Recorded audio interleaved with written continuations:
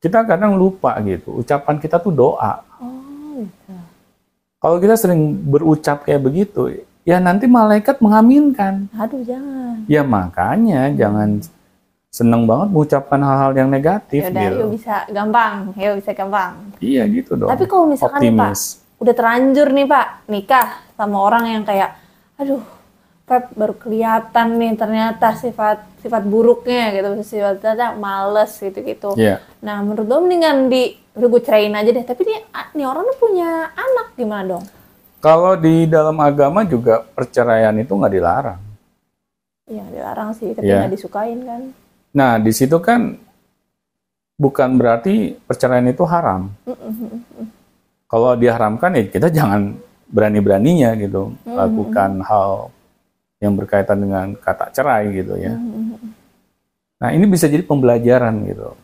Misalnya kita tetap memaksakan karena kita sudah punya anak, terus kita takut anak kita nanti menjadi korban dari perceraian orang tuanya. Ya hal itu ya memang harus kita ambil resikonya gitu. Tapi kalau kita terus-terusan melihat bahwa ini situasi dan kondisi seperti ini kalau dipertahankan akan menjadi penyakit juga bagi mental anak kita, ya kenapa harus kita terus pertahankan? Betul sih, Ya. betul. Yang penting pas kita memutuskan bercerai, ya kita harus punya komitmen dengan mantan pasangan kita. Kita bilang ke dia, nggak ada yang namanya misalnya mantan anak. Ya, anak harus menjadi prioritas utama kita. Kita harus memberikan kasih sayang kita yang terbaik kepada anak-anak kita. Ya, jangan sampai mereka menderita 2 kali. Udah menderita karena perceraian orang tuanya, menderita lagi setelah perceraian orang tuanya. Kapan anak kita bahagia gitu. Nah ini harus kita pikirkan gitu. Ya kalau kita merasa nggak nyaman dengan pernikahan kita udah memikirkan masak-masak gitu ya. Oh ini misalnya plus minusnya lebih banyak minusnya gitu. Ya sudah. Ya, nggak ada salahnya kok dengan bercerai. Bukannya saya menggaung-gaungkan perceraian ya. Tapi itu kan istilahnya langkah terakhir. Betul. Jadikan ini semua sebagai pembelajaran agar pas nanti kita mencari pasangan yang baru, kita nggak masuk ke lubang yang sama gitu. Bapak kan udah nikah berapa lama tuh Pak? Saya sebentar dari tahun 2006 ya, berarti hampir 18 tahun. 18 tahun. Bapak ada perasaan bosen tadi nggak yang kayak Bapak omongin? Bosen sih nggak ada. Misalnya kayak pas pacaran gitu kan, waduh gue udah inilah istilahnya pengen cari yang istilahnya beda gitu. Itu nggak pernah terbesit, cuman dalam hal pernikahan itu pasti ada masalah ya, ya pasti ada percikan-percikan, pertengkaran gitu. Itu hal yang normal gitu. Tapi kalau kita dari awal niat kita nikah itu memang bukan ke hal yang sekedar ini aja ya, menutup aib gitu. Kita nikah ini ya memang ini perintah agama. Hal itu yang bisa membuat kita bertahan dalam pernikahan kita. Bapak dulu waktu sama Bu Feni, cintai Bu Feni apa adanya atau ada apanya? Ya saya sih dua-duanya. Oh. Bukan salah satu aja. Makanya saya bilang ke kamu kan tadi di awal, saya balance. Ya tapi yang namanya pernikahan itu pasti akan gak jauh-jauh dari konflik.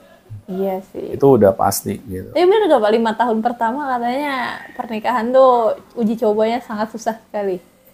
Ya saya nggak bisa mengaminkan hal itu juga ya.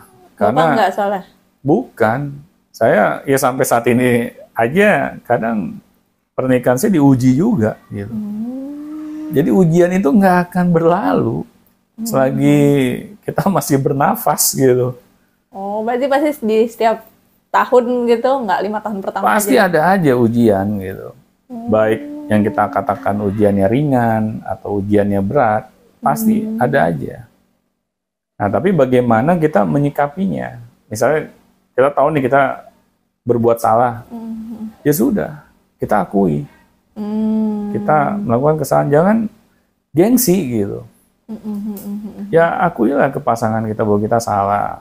Ya. Terus kita berusaha untuk memperbaikinya. Seperti itu, jadi kita akan melatih juga gitu pasangan kita. Kalau berbuat salah, ya dia nggak sungkan untuk mengakuinya juga, karena kita sudah memulai duluan. Betul. Nah, itu jadinya kalau buat saya pribadi sih, jangan kita berharap pernikahan kita itu selalu baik-baik saja gitu. Nggak mungkin ya? Nggak mungkin. Kecuali kita nikah sama malaikat gitu. Waduh, susah juga tuh. Ya makanya kalau nggak bisa, ya jangan berharap. Kayak gitu, Pak. Iya juga sih, betul. Pak, terakhir deh Pak, mau nanya nih Pak. Misalkan nih, Bapak kan sekarang punya anak laki-laki ya? Belum punya anak laki-laki. Semoga aja nanti ada ya. Semoga, amin. Bagaimana? Kali aja nanti punya adik. Oh, punya ini ya, adiknya. Ya. Oke. Mari mengaminkan sama-sama, pikir punya adik lagi. Oke. Nih, misalkan Bapak nih, yang nonton ini kan biasanya kan udah remaja gitu kali ya Pak ya. Misalkan Bapak punya anak perempuan remaja di usia yang bahasanya krusial gitu lah, 25, 26 lah gitu. Jangan buat mereka yang lagi cari jodoh nih Pak. Ini kan ngomong soal perjodohan, pernikahan gitu kan. Bapak kan ngasih wejangan ke dia tuh apa? Kayak gimana? Jangan pacaran. Kenapa? Kenapa jangan? Karena kalau pacaran itu akan lebih mendekatkan ke ranah dosa. Tapi tadi kata Bapak boleh pacaran asal kenalan. Ya, namanya jangan disebut pacaran. Saling kenal aja. Ini kan anak muda sekarang tuh disebut hal kayak begitu kan pacaran. Nah, tetapi konotasinya itu kadang. Nah, pacaran itu kesannya itu kayak kita punya komitmen gitu.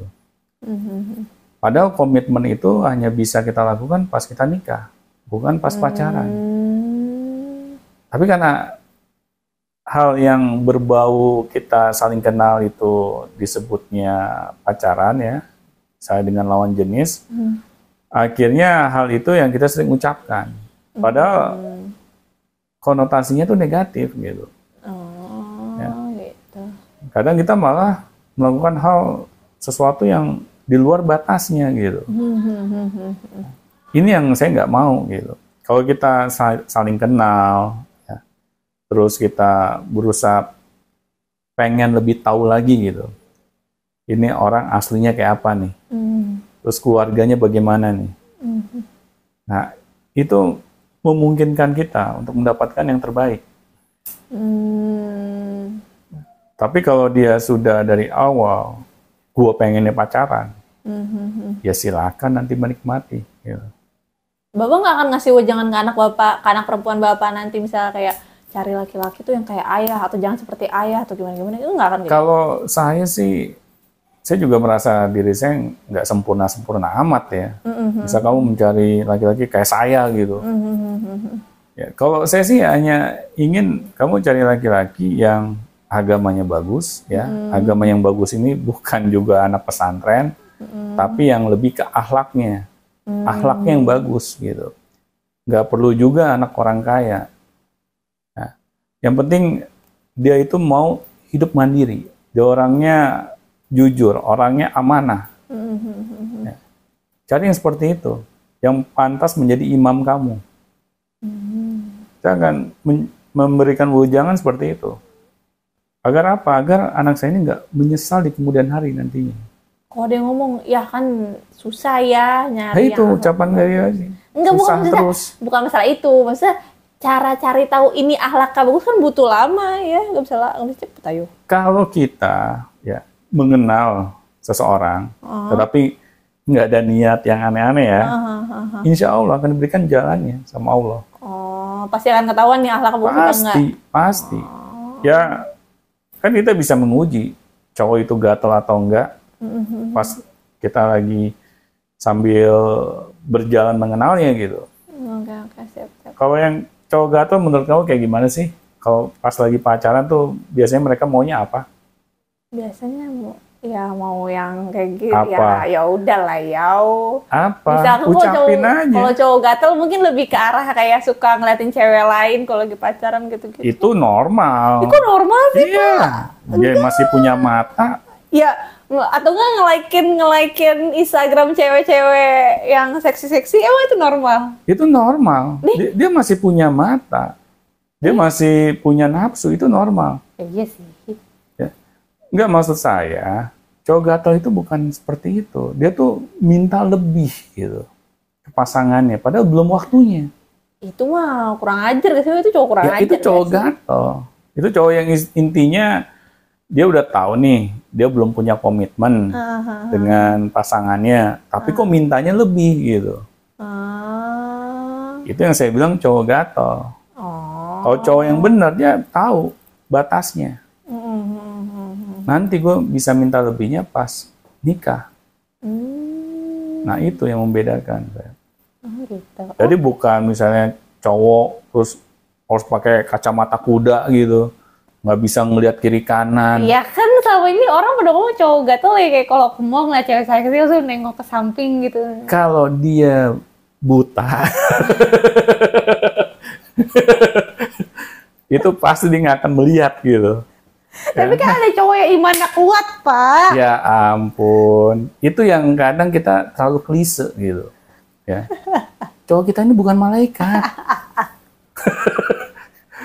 Beneran gitu. Kalau cowok masih punya mata, matanya sehat gitu. Dia ngeliat cewek cantik, dia ngeliat cewek seksi, terus dia istilahnya terpaku, itu normal. Berarti Bapak juga dong. Ya, saya sih nggak bisa nggak bisa bohong gitu untuk menyenangkan kamu gitu ya. Ya itu hal yang normal aja. Kalau buat saya ya itu hal yang normal. Nabi Muhammad tadi bilang kok, kalau misalnya laki-laki melihat lawan jenisnya, apalagi dia tuh cantik, pasti akan ada ketertarikan. Tapi kita harus sadar diri gitu, jangan kelamaan ngeliatnya gitu misalnya. Nah, kita segera sadar diri. Gitu. Tapi kalau ngelihat hal yang kayak begitu ya wajar aja gitu. Kecuali kita bilang ke pasangan kita nanti pas jalan ke mall, kamu tutup mata ya dari pintu masuk sampai kita keluar lagi dari mall gitu ya.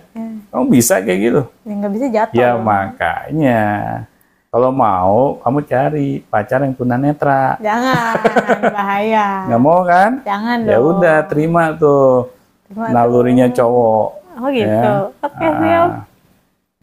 Oke, Feb. Kira-kira ada lagi yang mau kita bahas? Cukup ya. Oke, baik, Sobat Beyond Education. Semoga apa yang kita perbincangkan dari awal hingga akhir bisa dipetik ya pembelajarannya. Karena memang ini tujuan kami semua. Kita ingin agar Sobat Beyond Education selalu menjadi orang-orang yang smart. Nah, itu aja yang bisa kita sampaikan. Assalamualaikum warahmatullahi wabarakatuh.